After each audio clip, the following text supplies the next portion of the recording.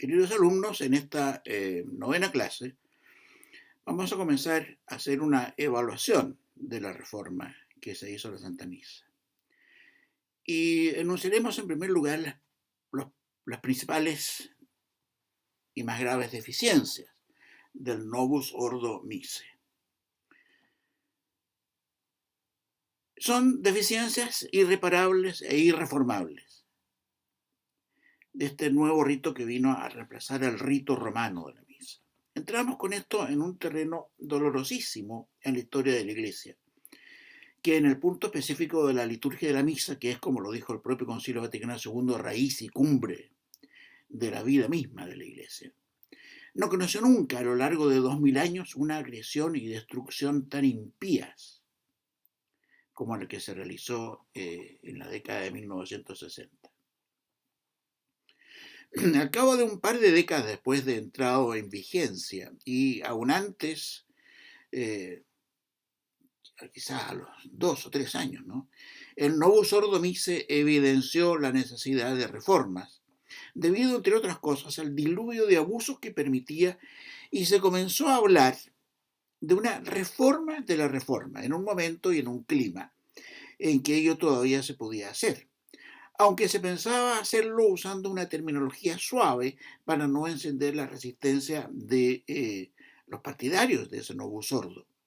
que lo defendían y lo defienden con no menor ímpetu que la ferocidad y pertinacia que ellos atribuyen a los partidarios de la misa anterior. Poco a poco, sin embargo, fue quedando en claro que el daño que se había hecho al rito de la misa era de tal magnitud que no era realista ni era posible pensar en que se le podía realizar reformas o enriquecimientos, de que todo ello no habría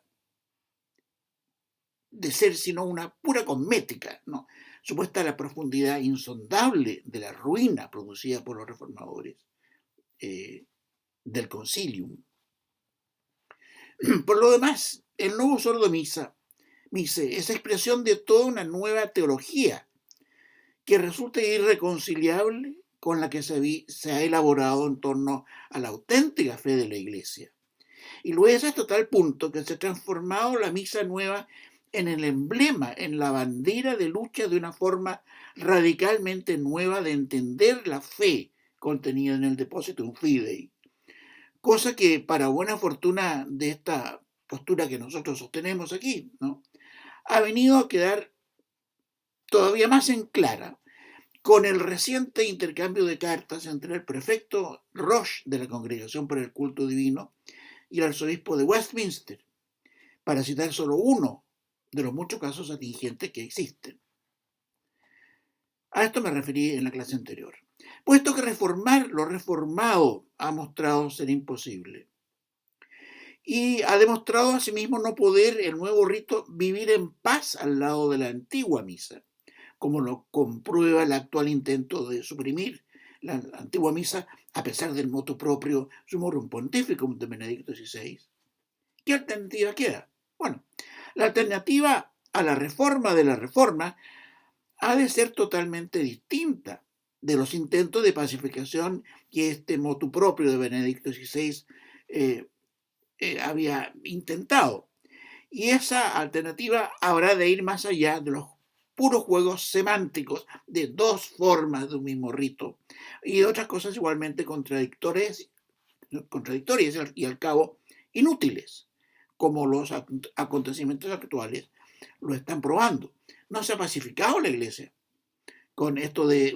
dos formas para un mismo rito. No, mucho menos. Se ha, digamos, al contrario, la lucha se ha intensificado. Pues bien, evaluaremos a continuación los daños que se causaron a la misa, no tanto por obra del Concilio Vaticano II, como del concilium que se ocupó de ella a petición de Pablo VI. El primer punto que vamos a abordar aquí es el de la herética negación, apenas disimulada, de la esencia misma de la Santa Misa. Este punto es sin duda lo más fundamental de la integral reforma de la misa hecha por el concilium, que no fue, recuerden, jamás autorizada por el Concilio Vaticano II, por si alguno insiste todavía en asignar a este la autoría de la misa Novus Ordo. Novus Ordo que constituye un quiebre irreparable con la tradición, sin que exista posibilidad alguna de sostener una continuidad con ella, como se ha querido muchas veces plantear en los últimos años, ¿no? El punto álgido aquí es la negación del concepto de misa que la tradición católica nos ha transmitido desde los apóstoles mismos y que cuenta a su favor con la autoridad infalible del Concilio de Trento, que se pronunció expresa y claramente sobre una cuestión dogmática de importancia tan central para la fe. Una gravísima cuestión anexa a la que tenemos entre manos es el intento contemporáneo de declarar que el Concilio de Trento ya no tiene vigencia en una serie de puntos vitales para la fe, con lo cual se quiere impedir constatar la heterodoxia de muchas teologías actuales, que son reiteración de cosas que ese concilio condenó y anatematizó. Pero volvamos un momento a la historia de la promulgación del misal Novus Ordo en abril de 1969,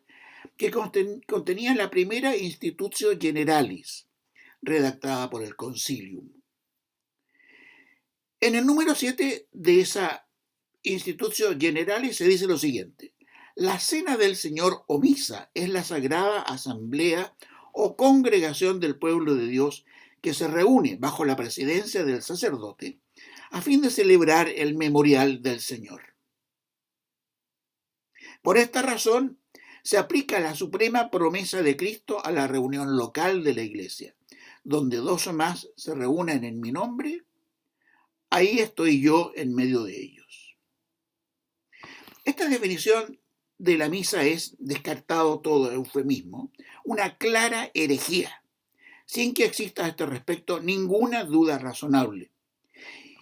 y compendia lo que sobre la Santa Misa sostienen todos los herejes protestantes a partir del siglo XVI.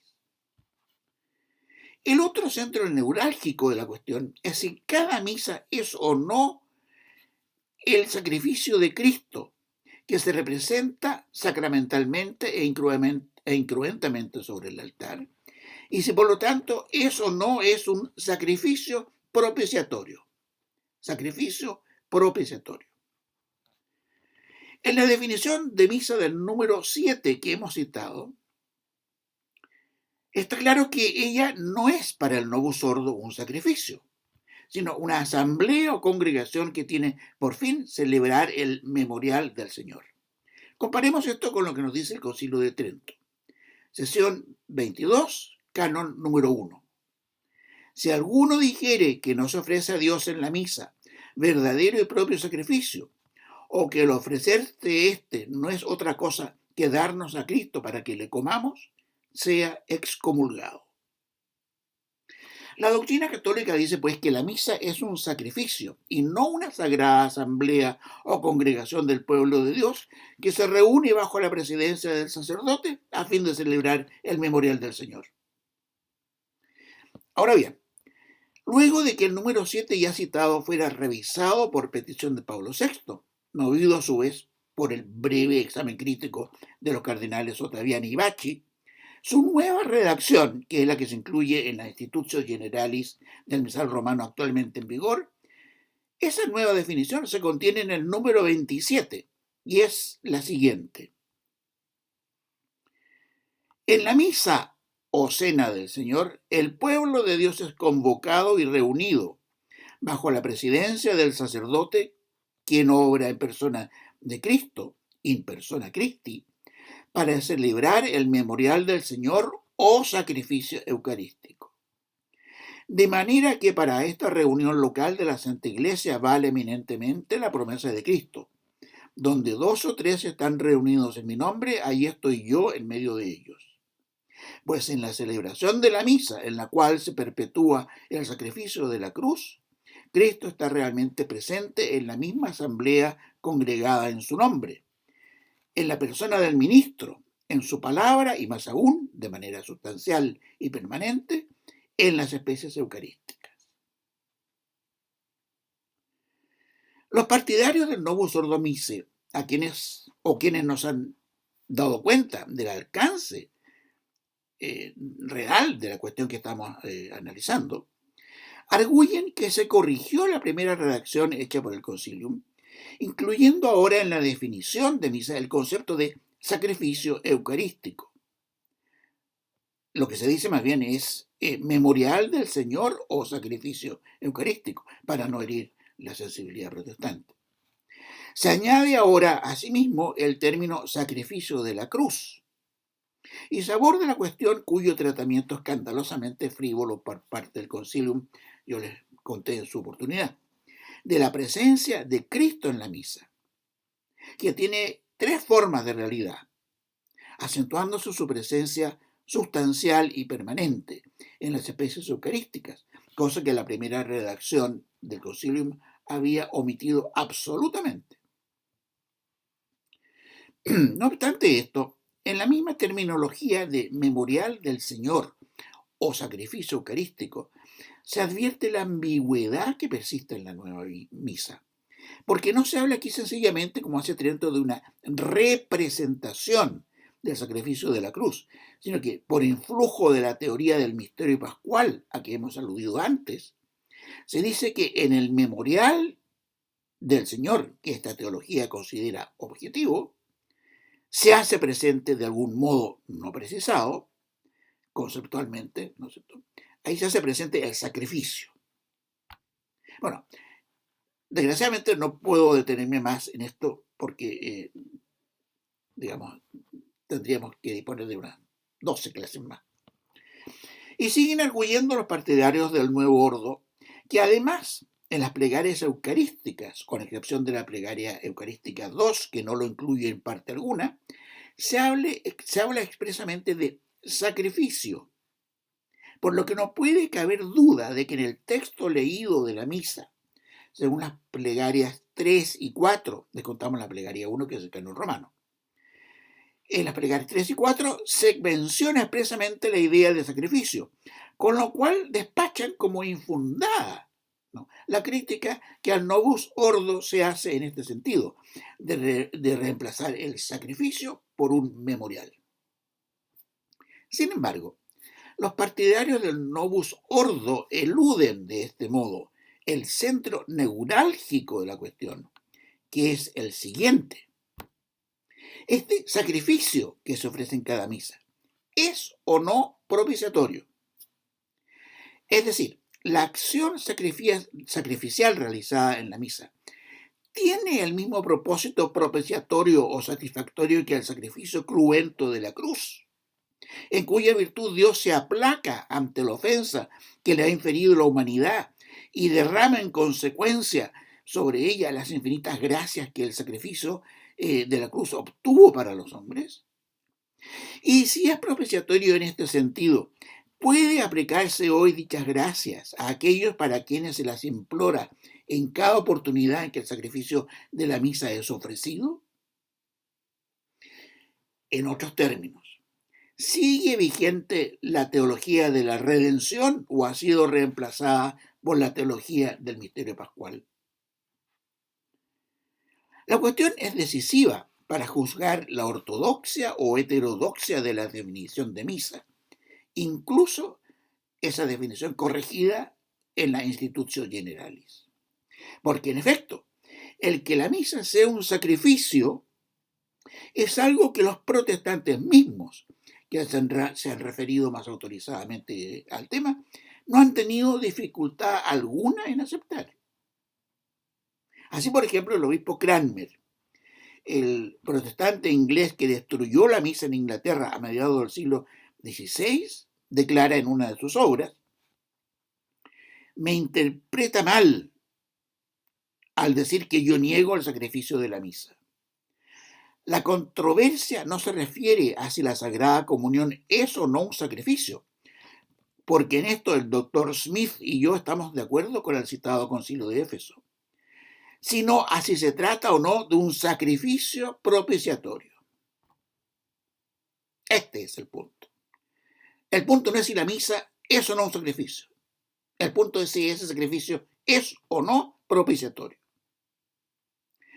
Por lo tanto, el que en las nuevas plegarias eucarísticas 3 y 4 se hable de un sacrificio que se ofrece a Dios, no es suficiente para afirmar la ortodoxia de las mismas, porque falta saber si el sacrificio que se alude es o no propiciatorio.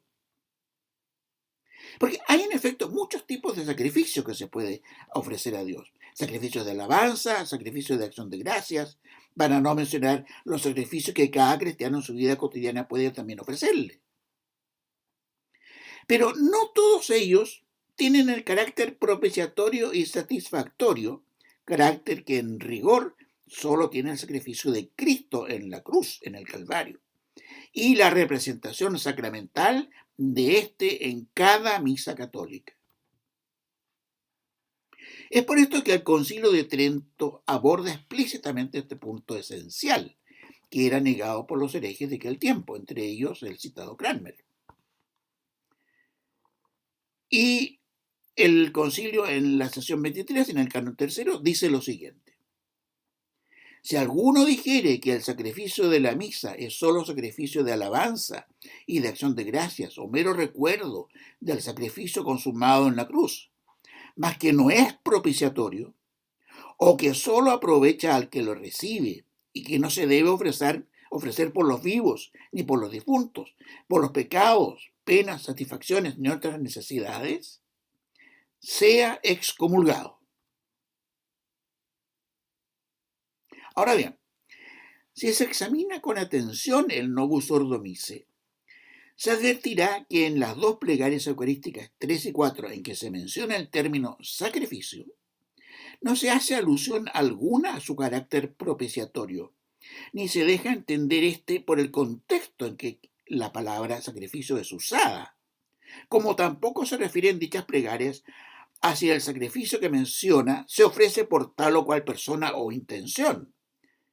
lo cual sería una manifestación de creencia en su naturaleza propiciatoria. En contraste con todo esto,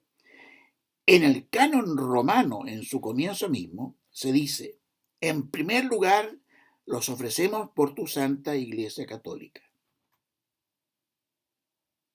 Y en el memento de vivo se dice que se dice lo siguiente: por los cuales te ofrecemos, o ellos mismos te ofrecen este sacrificio de alabanza por sí y por todos los suyos, por la redención de sus almas, por la esperanza de su salvación y conservación. Y más adelante, en la oración Súplices te rogamos del canon romano, después de la consagración, se dice: mandes que sean llevados estos dones por las manos de tu santo ángel a tu sublime altar ante la presencia de tu divina majestad, para que todos los que participando de este altar recibiéremos el sacrosanto cuerpo y sangre de tu Hijo, seamos colmados de toda bendición y gracia celestial. Si todavía hiciere falta más claridad sobre la naturaleza propiciatoria del sacrificio que en este momento el sacerdote ofrece a Dios en el altar, ella se puede encontrar en las oraciones del ofertorio, las cuales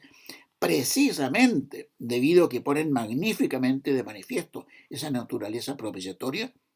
fue suprimido de un plumazo de la misa, con el pretexto de que él no hacía más que repetir lo que se dice en la oración eucarística que le sigue, sin comprender, por otra parte, que no hay aquí una mera inútil repetición, expresión que se introduce en la Sacrosanctum Concilium como preparando lo que se había de hacer con el ofertorio, sino que esa anticipación es una instancia de prolepsis, es decir, una acción que se adelanta al futuro y que está llena de significado. En efecto, en la primera oración del ofertorio se dice lo siguiente: recibe, oh Padre Santo, esta hostia inmaculada que ofrezco a ti, que eres mi Dios vivo y verdadero, por mis innumerables pecados, ofensas y negligencias. Con estas palabras queda claro que el sacerdote presenta a Dios un sacrificio propiciatorio, que ha de obtener para él unas gracias que pide en primer lugar, como es evidente, para sí mismo. Y no se refiere al sacrificio cruento que tuvo lugar hace 2000 años en el Calvario, sino al sacrificio incruento que Él ofrece en este momento a Dios. Y prosigue la misma oración diciendo al sacerdote que ofrece el sacrificio también por todos los presentes y también por todos los fieles cristianos vivos y difuntos, a fin de que a mí y a ellos nos aproveche para la salvación y la vida eterna. Del mismo modo, al ofrecerse el cáliz con el vino que se va a consagrar, se lo ofrece por nuestra salvación y la del mundo entero. A continuación, reforzando una vez más el carácter propiciatorio del sacrificio, se dice en la oración In Spiritu Militatis lo siguiente: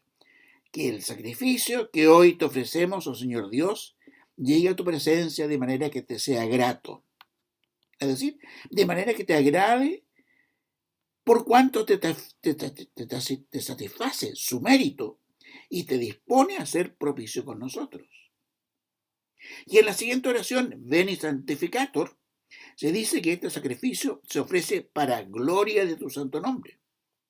Y asimismo, en la preparación del incienso en el turíbulo, se pide que el incienso suba hasta ti, Señor, y descienda sobre nosotros tu misericordia. Y finalmente, en la oración Suscipe Sancta Trinitas, con que concluye el ofertorio, se dice que se ofrece esta oblación, entre otras finalidades, para que a nosotros nos aproveche para la salvación. En otras palabras, verdaderamente no queda nada que desear en cuanto a la claridad del carácter propiciatorio del sacrificio. De este sacrificio de hoy, no del sacrificio de hace 2000 años. De este sacrificio que hoy se ofrece a Dios. Y no es necesario argumentar más para convencer de la absoluta necesidad que había de suprimir el ofertorio por parte de quienes niegan, en la línea del hereje Cranmer, que la misa sea un sacrificio propiciatorio. Porque el ofertorio es, en efecto, un locus theologicus de la más alta importancia. Y con su supresión, las dos plegarias eucarísticas, 3 y 4, que mencionan el término sacrificio, quedan, como quien dice, a salvo de todo contexto que pudiera dar a ese sacrificio el carácter expiatorio que se quiere negar a la misa en el Novus Ordo.